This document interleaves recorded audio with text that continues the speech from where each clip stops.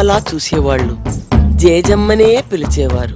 వయసుతో పాటే అందరి అనుబంధాన్ని పెంచుకుని ఆదుకునే దేవత. అమ్ముకొన్నా చీకట్లోనా కొమ్ముకొచ్చే వెలుతురమ్మా, కచ్చ కట్టి పడితే చిచ్చు రేపే